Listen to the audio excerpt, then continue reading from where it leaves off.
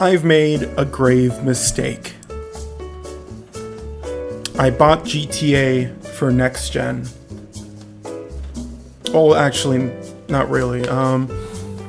So I am an official owner of 4 separate copies of GTA 5. I have GTA 5 on the PS3, which doesn't even work that well anymore.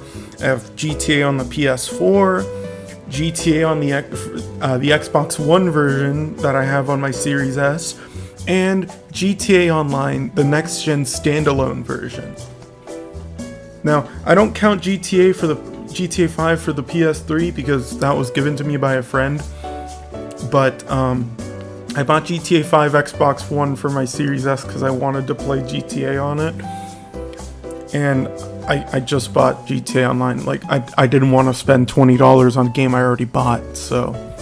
Anyway, today we're going to talk about my experience with next-gen expanded and enhanced GTA 5.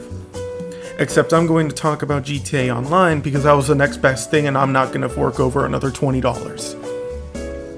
So what's so expanded and enhanced about this new title? Now, let me be the first to tell you, and by first I mean probably like thousandth person in this damn community to tell you, not a lot. There's little to no changes made in this entire fucking game. Why do I say that? Because it looks graphically the same. Now, keep in mind that I'm playing on a Series S, and apparently, according to GTA's website, there's supposed to be a, like, either fidelity ray tracing or a performance ray tracing graphic mode that would have graphically made the game slightly better. But because Series S is slightly underpowered than Series X, it can't handle ray tracing for some reason, even though it literally takes 10 seconds for the entire f***ing game to load. Now, keep in mind, we're going to be using the Xbox One and the Series S versions of GTA, because I kind of deleted my GTA 5 game from my PS4, and I don't feel like re-downloading that again, considering I already have both versions downloaded on one console. Having to switch my setup around, you get the deal. So here, we're about to see every little detail that we can possibly differentiate between the two versions. Now here, take a look at this. The price for GTA 5 expanded and enhanced, and I'm going to keep saying that because this game is definitely not expanded and enhanced, is $40. That's the full price. Now, Rockstar is running this promotion where the game is going to be half off for the first 3 months of its release. Now, keep in mind, half off for Xbox. You want to know how much PlayStation players are getting for this? You can get GTA 5 expanded and enhanced for $10 on the PlayStation Store right now. Okay, you can get it on the Xbox Series X or S for $20.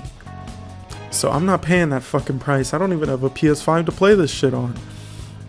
Okay, now, PlayStation owners also get GTA Online, the standalone, completely free. 100%. Guess how much Xbox players have to pay? $10 for the standalone copy. So you think that's kind of bullshit? Oh, you haven't seen shit yet. So here we have GTA 5 on like the Xbox One version of the game. This isn't enhanced for Series X or Series S. This is just straight the Xbox One version of the game. Now, look at how vibrant this game looks. Now, the frame rate you probably won't be able to tell because this was recorded at 60 frames on OBS on like the most, compact setting possible so that my computer could handle the recording. But you can already kind of just tell the level of the lighting. I mean, if you kind of just look at it, I mean, do you really need any ray tracing for this? I mean, the game looks stunning as is. It's one of like the best looking games that have released of all time. I mean, this game came out, like 2 years after the original PS3, Xbox 360 version came out. I mean, look at how stunning the graphics look. You can see the reflections in the buildings and everything. Like, you can't tell me the game doesn't look good, because it does. But what was the point in re-releasing this game when it already looks really good on on PlayStation 5, or no, on PlayStation 4 and Xbox One. You know, this game didn't need to be released a fourth time now? Third time? Who knows? But, you know, look at how just stunning the graphics are. You know, you don't see that. You don't see, you know, anything better than that on a next-gen console. I mean, this game doesn't even take me a minute to load. This takes me 10 seconds at best on the Series S to load. Okay, this already has pretty solid load times on next-gen consoles. There's absolutely no point in trying to re-release it, even though the game already looks graphically pleasing to everyone. So here's the Xbox Series X and S version of GTA 5. And right off the bat, you can already kind of just notice a new difference, which is now you get a Red Dead Redemption style menu at the beginning. Which is fine, I guess. You can just jump straight into whatever playlist or job you want to go into.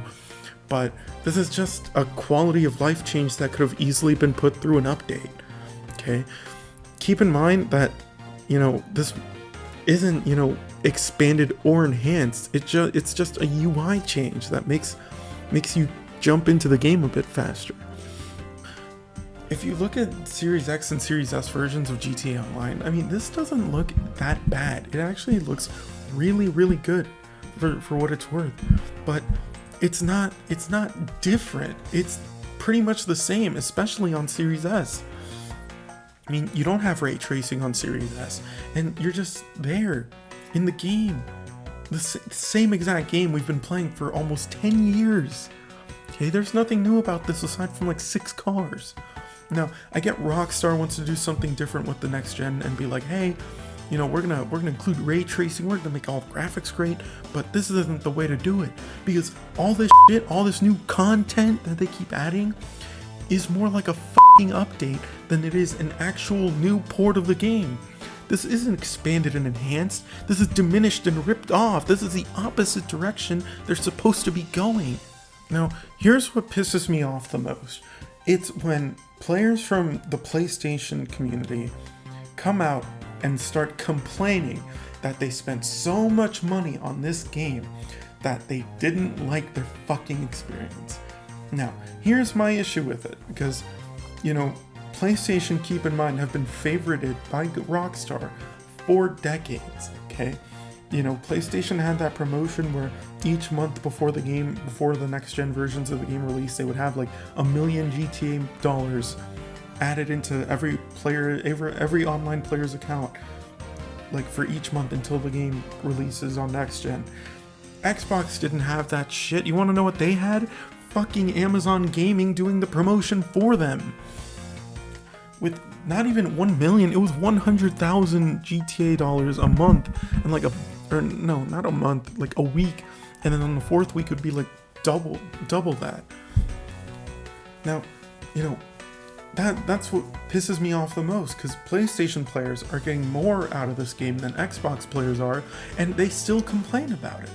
If anyone has the right to complain, it has to be the Xbox fan base of this game, because they're getting shit on the most. They're having to pay $10 more than PlayStation players. They have to pay $10 for the standalone copy of GTA Online.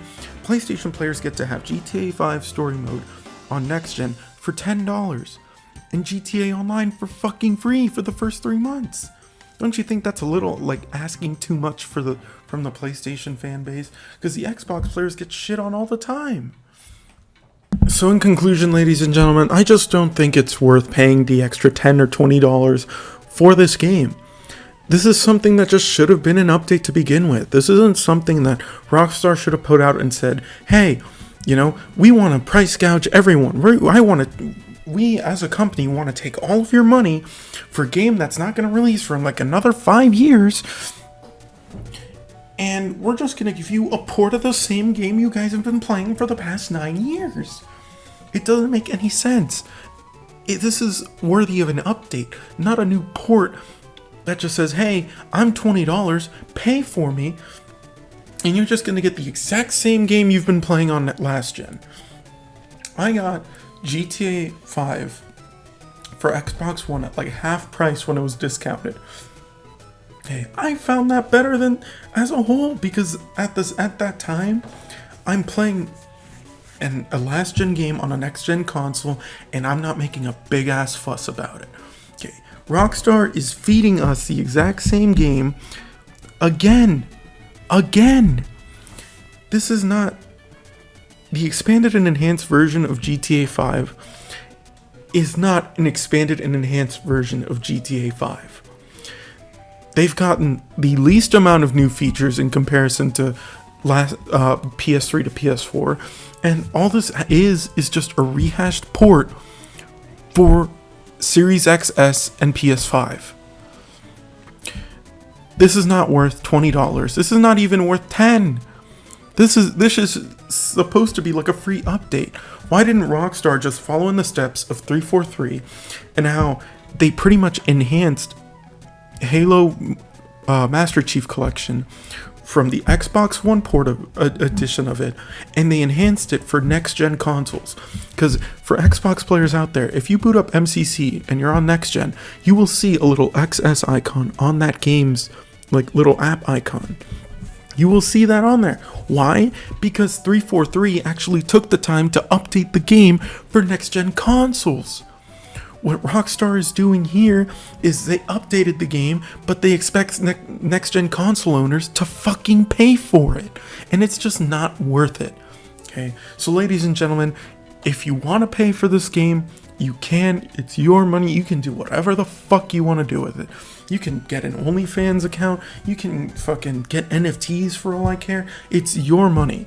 But if you really think buying GTA for like a third time is worth it, then, you know, it's not, okay? It's not something I recommend, because this is an update. This is not an enhanced, rehashed, this is not an expanded game. It's a rehash of a game that we've had for 9 years, like 8 years maybe. Okay. So in conclusion, ladies and gentlemen, that's it. I wouldn't buy this game. I'm not even gonna get the story mode. I'm sticking with GTA Online, the standalone, because for the most part, at least that's going to be updated for the next decade. Though at least the strip club looks good.